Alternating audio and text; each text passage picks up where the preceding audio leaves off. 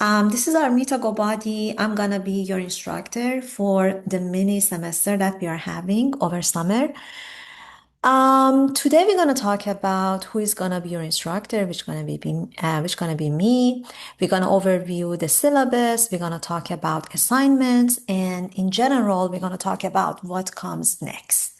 For each of these elements, I'm gonna have a separate video. First, I'm gonna review what's gonna happen during the course, who am I, what is my background. Then after that, there's gonna be another video for syllabus overview as well as assignments and our future direction. That being said, I need you to listen carefully, review the syllabus, that is very important, ask any questions that you might have. Um, and just be ready for 1 month and I guess a half that we are having together because it just very much condensed um, and very fast paced. So I need your full attention the whole time and you being curious and asking questions um, over the course of the semester. So let's begin. The goal of today gonna be you would know what to expect from the course, you would understand the syllabus, and there not gonna be any surprise for you down the road.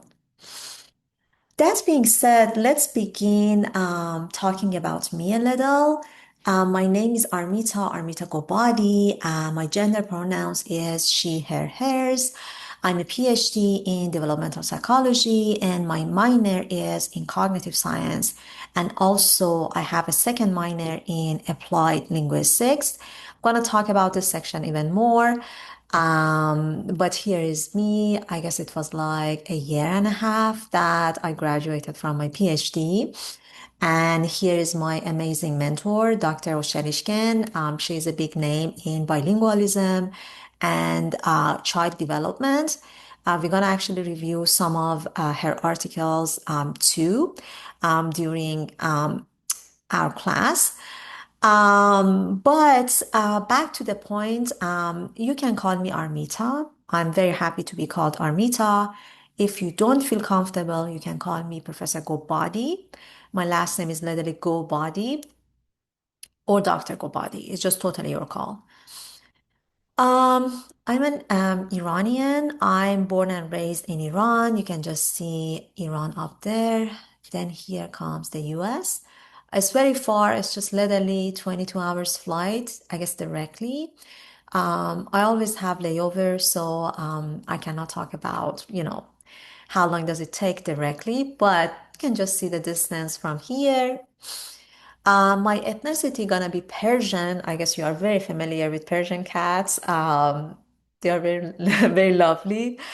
Um, More about me is I'm just very much passionate about traveling and learning about new cultures. I love trying, but not cooking new food. That being said, I love going to different restaurants. Sometimes I'm, trying to like cook some recipes, but it's just a lot of work, like a lot of dishes. The result is not amazing, and there are like so many good restaurants in Manhattan. So why should you just, put time, on cooking when you can just go out and just eat and satisfy yourself? So it's been a minute that I didn't cook, but I appreciate good cooks out there. As of now, I'm a big FIFA fan. I grew up in a family that they were like loving football all the way, not American football, um, like the football. And I'm very much big in supporting England because my dad love it. But that being said, I also would love for France and Team USA to win, but we'll see, as you know. Uh, I used to love yoga, running. I used to do a lot of lifting and being super active, but it's not happening anymore because I'm expecting a baby. And it's not a very easy pregnancy. So it's actually taking a lot of energy from me. That being said, I wouldn't call myself lazy now, but it's been very difficult to stay active. I hope that after the baby or somewhere in between, I could feel more comfortable going to the gym and get back to my routine. But we'll see. So when you see me, I am very bigger than my normal size, but please don't tell me because I'm very sensitive about that. But yeah, hopefully we're gonna meet next year. I mean, somewhere on campus. So you're gonna see like my real size if I could ever go back to my real size. But we'll see. Let's talk about my education again. I'm trying to give you enough information in case you had any questions about your own future path. You could just come to me and ask your questions, or if you were just curious about some aspects of the articles that we are reviewing, you could just see my background and ask me questions related to them. Majority of the time, I try to answer you myself, but there are gonna be lots of information out there that I can just, check them for you, get back to you, or, connect you with my colleagues. They could definitely answer your questions. There are gonna be so many experts out there, and I can help you with your question. So again, be curious in that seminar because it's a seminar. It's just all about you. Like I'm not doing too much. Today gonna be the day that I'm talking a lot. And also next week, there gonna be one or two sessions that I'm gonna, talking a lot, which I'm trying to limit myself because I want you to read the papers, ask each other's questions, just be curious about what is happening with each paper because I'm going to review the syllabus, but for now, remember that each paper that you are seeing in the syllabus, they are like very intentional. They are very much connected. Like week one is very connected to week two and week three and so on. So try to have careful notes down the road because you're going to use that in the future, especially by the end of the semester for your midterm, as well as your research proposal and final project. We're going to talk about that. But back to my education, my background is very much in clinical psychology. I was a therapist for so many years. Then I changed my path a little. So I did my master's, my second master's in applied data science because I love coding and programming and also complex methodology. We're going to review some of my papers, so you're going to see how I do the method section. It's just very complex, but it's very fun for me. My PhD, as I said, was on developmental psychology with a focus on cognitive development and applied linguistics. I love teaching, I love research, and I love mentorship.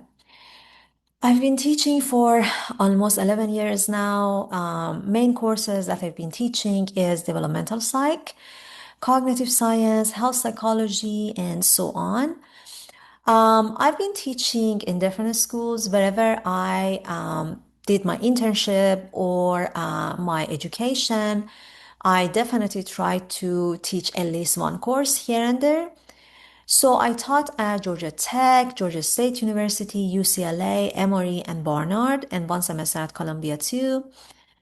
I forgot to write it down here. My research is very much on cognitive and brain plasticity, language and gesture development, which can be focused on children and adults. Bilingualism itself is one of my main focuses, as well as neurodiversity with a focus on children with autism and Down syndrome, as well as the impact of play context on child's linguistic and cognitive development. When it comes to mentorship, I'm actually very much big when it comes to mentorship. Let's say that. I'm very much interested in mentoring the students who are very curious autonomous, I would say, as well as being from underrepresented background is very important to me because when you are helping students from that demographic, you can literally see the impact that you are having on a specific society. So that's why I really love mentoring students from minorities and underrepresented groups. That being said, I've been mentoring so many students at Barnard too. It's been several projects that actually we've been working on either in my personal lab or the lab courses that I'm teaching. And I thought the project actually has potential. So I invited students to participate in different conferences. Some of them, they are like local conferences like SRFs, I guess a Spring Research Festival. Some of them are bigger ones, such as BUCLD, Boston University Conference on Language Development, which is like such a huge, big conference, as well as SRCD or international conferences such as APS.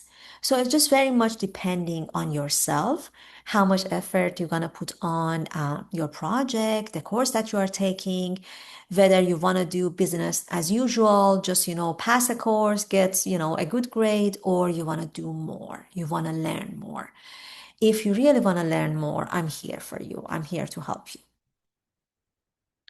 Let's check the syllabus together, which is going to be the next video, but there are like some specific points that I'm going to review before reviewing the syllabus. Number one, we're going to use poll everywhere for each session of the class that we are having. Make sure you're going to have it on your computer. Come to the class with some sort of electronic device. I would definitely suggest your laptop. That being said, you can have your own tablet as well. I would say phone is not the best way to go because we do have so many activities to do during the class. Some of them they are like very much digital, so phone cannot, help you with that. But if you do have a problem downloading Poll Everywhere, here is a way for you to reach out to those responsible people to help you with. If you are Barnard, you can just reach out to BCIT at Barnard. If Columbia, here is the email address for you.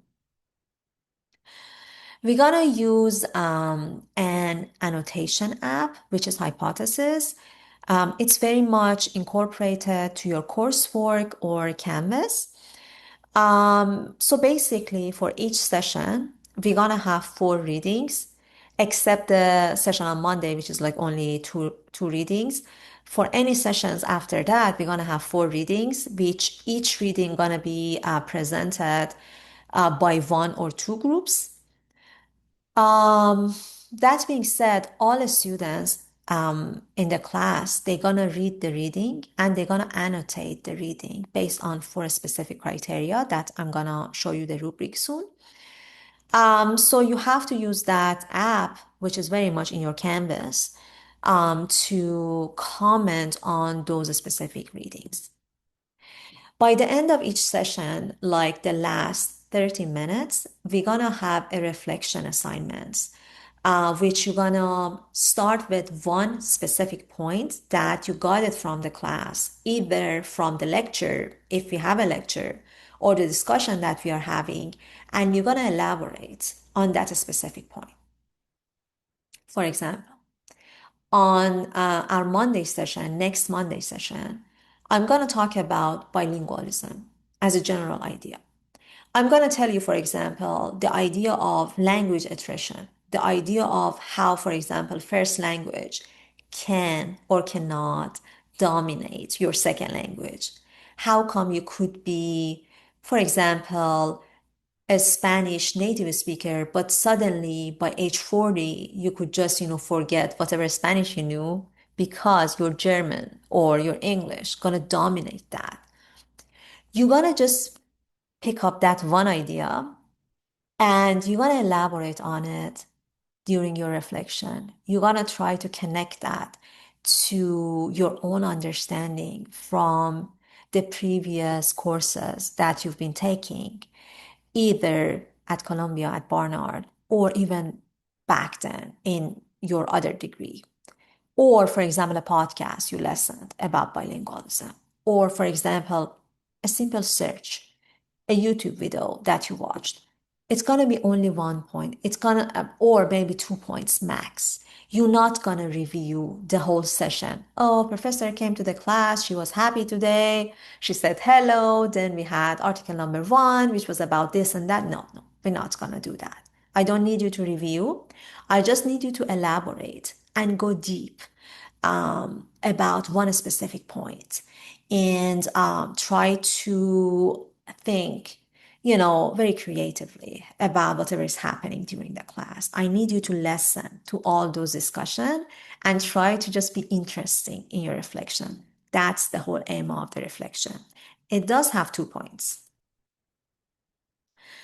We're gonna have research proposal, which gonna be after finishing reviewing your papers. So what I'm going to suggest you is whenever somebody is presenting a paper, try to be all ear and just listen to them. Take careful notes. Ask them questions because all of those points that they are presenting gonna be part of your midterm exam. I'm not gonna ask you a crazy question that is impossible from outside. It's gonna literally be whatever we discussed during the class.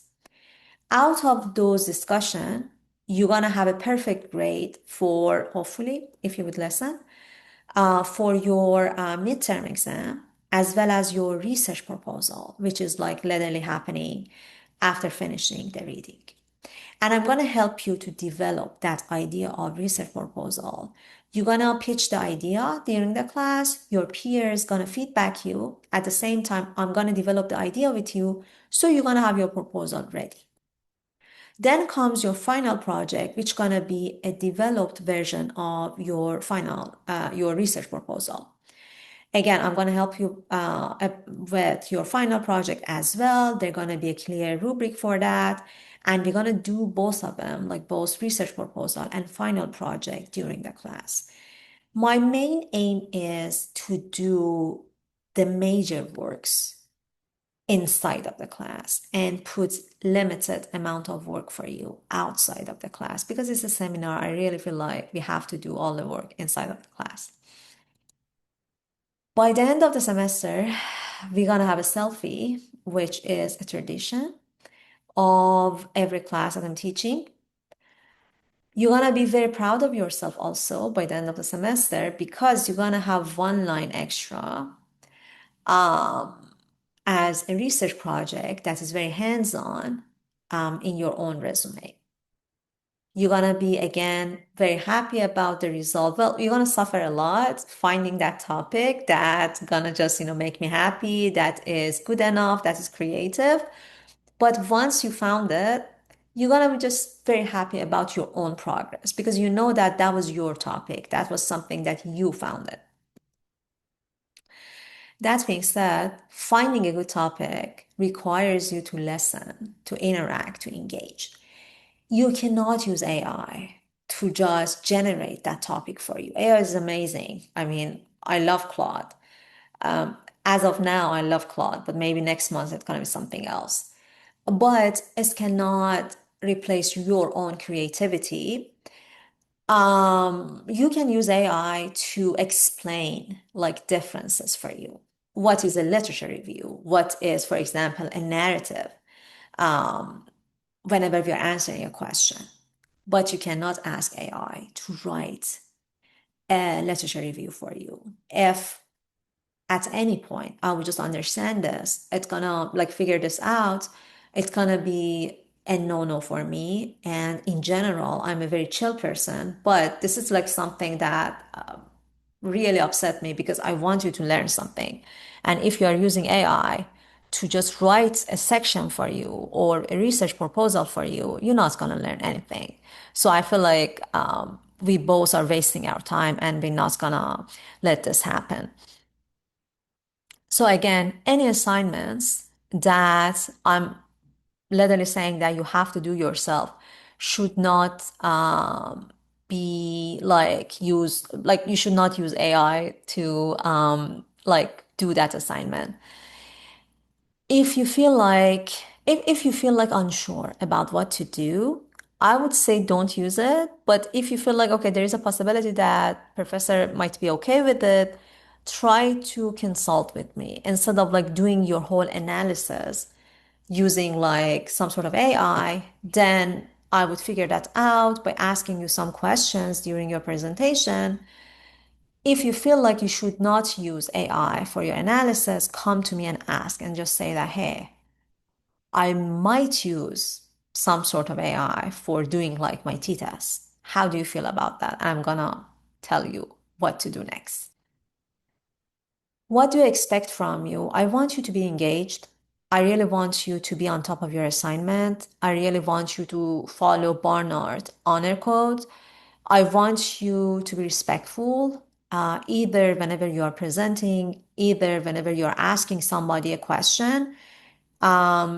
It's going to be an environment for all of us to learn. There are like so many stuff that all of us we don't know, and there is no need for using comments that can be not very positive. Let's say that. Let's say it this way. Because like we all want to learn here, and no question is a stupid question. I always say that. So just be respectful, please. That being said, um, try to be on top of your deadlines. Don't be late during the class. If you would be late for more than 10 minutes in the beginning of the class, it's going to be considered an absence. And I'm going to talk about the attendance policy as well. You are not allowed to have more than two unexcused absent. An excused absent gonna be only medical and also religion basis. We're gonna talk about that. What can you expect from me? I would just say, well, I wish I had a professor like myself. I know it's very narcissistic, but I'm very fast in answering my emails. But I need you to wait 24 business hours for me. When emailing me, please mention your name, course section, date, and time. I do have my own student hours. You are more than welcome to attend. You can always email me and schedule another time with me. And I'm going to give you good feedback. And I would never let you alone in doing a specific project. Like that's my style. I'm always going to be there for you. I'm going to help you to develop ideas. If you have a question during the class that the presenter itself cannot answer you, I'm that kind of professor who's going to get back to you with that specific question. Here's the email template that I put it here. Read that carefully.